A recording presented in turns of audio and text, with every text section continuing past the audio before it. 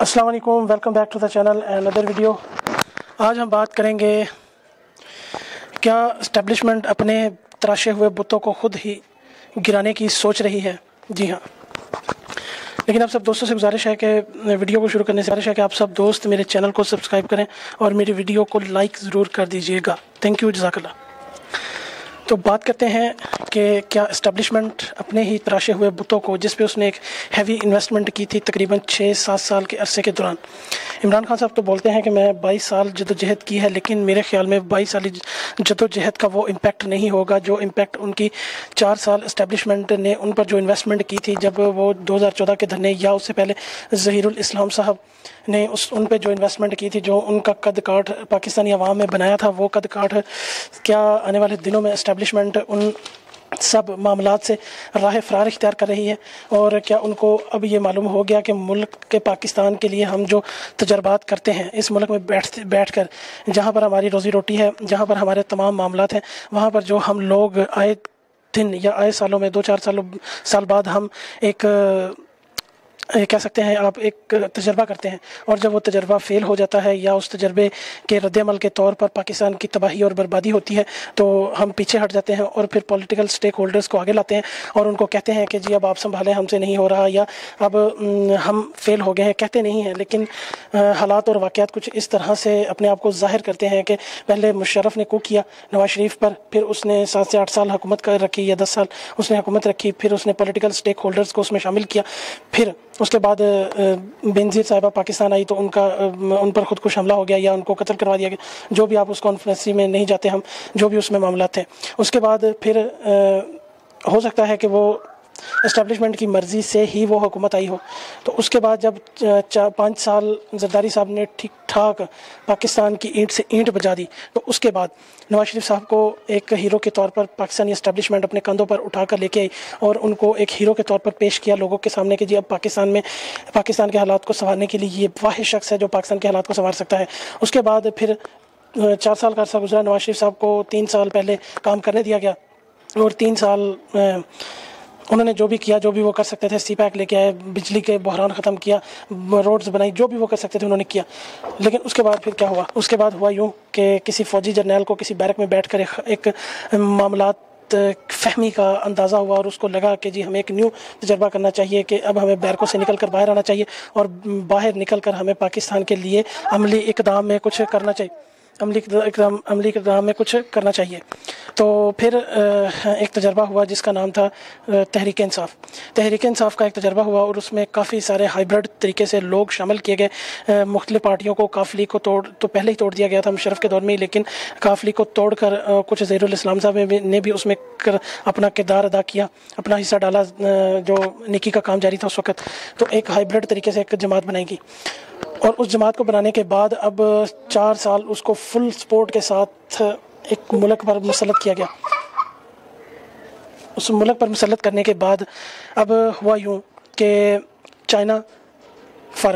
Chinese government نے جو سی pack میں اپنی انویسٹمنٹ کی تھی اس کی ایک شرط تھی سیکریسی، لیکن اس حکومت کے آنے کے بعد جو پچھلی حکومت ہے، رزاق داؤد صاحب نے اپنے آتے ساری وہ جو معاہدے تھے وہ نیو یارک ٹائمز کی زینت بنائے اور نیو یارک ٹائم میں وہ دیے اور وہاں پر چائنیز ہم سے ناراض ہو گئے۔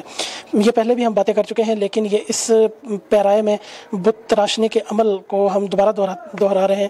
تو پھر کیا ہوا کہ سعودی عرب سے ہماری ناراضگی، ہم ترکی کی باہوں میں جانے کی سوچتے رہے، پھر امریکہ نے مجھے نکالا۔ جی امریکہ نے آپ کو کیا نکالنا ہے؟ امریکہ کا صدر تو آپ کو ایک فون تک نہیں کرتا، یا آپ کی اتنی حیثیت نہیں کہ امریکہ کا صدر آپ کو فون کر دے۔ فون کیوں کرے؟ وہ ان کو نہیں پتا کہ آپ کس طریقے سے حکومت میں آئے ہیں، ان کو نہیں پتا کہ آپ کا کیا سٹیک ہولڈر ہے، ان کو نہیں پتا، وہی لوگ ہیں جو حکومتیں بناتے ہیں اور گراتے ہیں، ان کو نہیں پتا کہ یہ ایک حقیقت ہے، یہ ایک تلخ حقیقت ہے۔ مرضی انٹرنیشنل اسٹیبلشمنٹ کی ضرور شامل ہوتی ہے۔ انٹرنیشنل اسٹیبلشمنٹ میں پاکستان کے حالات کو دیکھتے ہوئے سعودی عرب ایک سٹیک ہولڈر ہے، امریکہ ایک سٹیک ہولڈر ہے اور چائنا ایک سٹیک ہولڈر ہے۔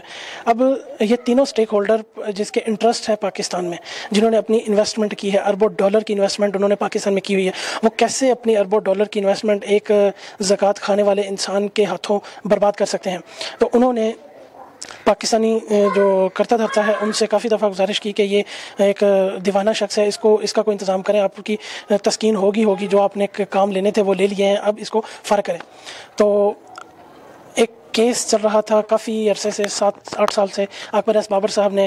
اکبر ایس بابر صاحب بانی ان ارکان میں سے شامل ہیں جنہوں نے پی ٹی آئی بنائی، اور جو پی ٹی آئی تانگے کی پارٹی کہلاتی تھی، اس تانگے کی پارٹی کو اٹھا کر محلوں پہ لے کے آئے، یا آپ کہہ سکتے ہیں کہ اس تانگے کی پارٹی کو انہوں نے سفر کروایا ہوائی جہازوں کا اور جیٹس کا، اور ان کو بڑی بڑی مطلب کہ محلات تک پہنچانے میں اکبر ایس بابر کا بہت بڑا کردار تھا. اکبر ایس بابر نے ایک کیس درج کیا جب ان کو معلوم ہوا کہ یہ پارٹی تو بن گئی ہے لیکن یہ پارٹی اب منی لانڈرنگ کی طرف جا رہی ہے، یا آپ کہہ سکتے ہیں کہ ایک کالا دھن کو سفید کرنے کی طرف جا رہی ہے. تو اس نے آواز اٹھانی کی شروع کی اور اس نے کیس دائر کر دیا اسلام آباد ہائی کورٹ میں، لوور کورٹ میں، پھر وہ سپریم کورٹ چلے گئے. پھر ان کو وہاں سے کہا گیا کہ آپ الیکشن کمیشن آف پاکستان میں جائیں. وہ الیکشن کمیشن آف پاکستان میں 7 بلکہ 8 سال کیس لڑتے رہے. اس کیس کو لڑنے کے بعد اب آخر میں 4 سال عمران خان صاحب کا تجربہ بری طرح ناکام ہو گیا. اس تجربے کو ناکام ہوئے کچھ عرصہ ہی ہوا تھا کہ ان کو اپنی سیاسی موت مرنے بچانے کے لیے ایک شاہ محمود قریشی پیر صاحب نے ایک چھرلی چھوڑی کہ جی آپ کو امریکہ نے نکلوایا ہے. وہ امریکہ کو نکلوانے کے بیانیے کو لے کر نکلے تھے، تو اپنی پاپولیرٹی انہوں نے حاصل کی کافی زیادہ. اس میں کوئی شک نہیں، اس میں کوئی دورہ آرا نہیں. ان کی پاپولیرٹی کافی زیادہ ہو گئی تھی اس امریکہ کے بیانیے کے وجہ سے. لیکن اب امریکہ بھی بے بہا موقعوں پر یہ ظاہر کر چکا ہے کہ ہم نے کوئی کسی قسم کی سازش نہیں کی اس نالائق حکومت کو نکالنے کے لیے. اب نالائق حکومت اس بات پر بضد ہے اور کہہ رہی ہے کہ نہیں جی ہمیں امریکہ نے نکالا ہے، اس کے علاوہ ہمیں کسی نے نہیں نکالا. تو اب وقت آن پڑا ہے. اس طرح کی جو کیس تھا اکبر ایس بابر صاحب کا وہ بھی اب حل ہو گیا ہے، یا آپ کہہ سکتے ہیں کہ حل ہونے کی طرف جا رہا ہے، اور فیصلہ سنا دیا گیا الیکشن کمیشن آف پاکستان کی طرف سے. اور الیکشن کمیشن آف پاکستان نے اس فیصلے میں سپریم کورٹ کی طرح آبزرویشنیں نہیں دی. اس الیکشن کمیشن کے فیصلے میں بڑی ہی مخصوص اور خصوصی طور پر کچھ وضاحتیں دی گئی ہیں. الیکشن کمیشن آف پاکستان نے فیصلہ ٹو دی پوائنٹ دیا ہے اور مخصوص دائرے میں رہتے ہوئے دیا ہے. سپریم کورٹ کی طرح بلیک لا ڈکشنری کا استعمال نہیں کیا گیا. جیسا کہ سپریم کورٹ نے ایک ناقص فیصلے دیے تھے جو ماضی کے چند رہنما کو نکالنے کے لیے انہوں نے دیے تھے، اب عمران خان صاحب کو وہ سپورٹ حاصل نہیں ہے جو سپورٹ آج سے 4 سال پہلے 6 سال پہلے ایک اسٹیبلشمنٹ کے اندرون خانہ ایک محاذوں سے سپورٹ آ رہی تھی. وہ محاذوں سے سپورٹ اب نہیں آ رہی. اس کی وجہ یہ ہے کہ پاکستان تحریک انصاف کھل کر اپنے ان دوستوں کے خلاف آ گئی ہے، یا ان دوستوں سے تعلق رکھنے والے جو افراد ہیں جو اس ملک کی سرحدوں کے رکھوالے ہیں، جو اس ملک کے کرتا دھرتا ہے. مطلب یہ کہ اب چند دن پہلے ایک طیارہ حادثہ ہوا ہے. اس طیارے حادثے میں کیا کچھ نہیں کہا گیا. پھر پاک فوج نے ایک رد عمل ظاہر کیا. اس رد عمل کے طور پر کچھ لوگوں کو گرفتار کیا گیا اور وہی بیانیہ لیا گیا جو تحریک انصاف اپناتی ہے. اس میں اب لوگ، آپ نے دیکھا ہوگا کہ رانا ثناء اللہ کے ڈر سے لوگ لاہور میں باہر نہیں نکلے تھے، اسلام آباد میں باہر نہیں نکلے تھے. تو ایک فوج ایک ادارہ ہے، جب فوج نے ڈنڈا دیا تو وہ ڈنڈے کے آگے لگ کر سب سیٹ ہو گیا.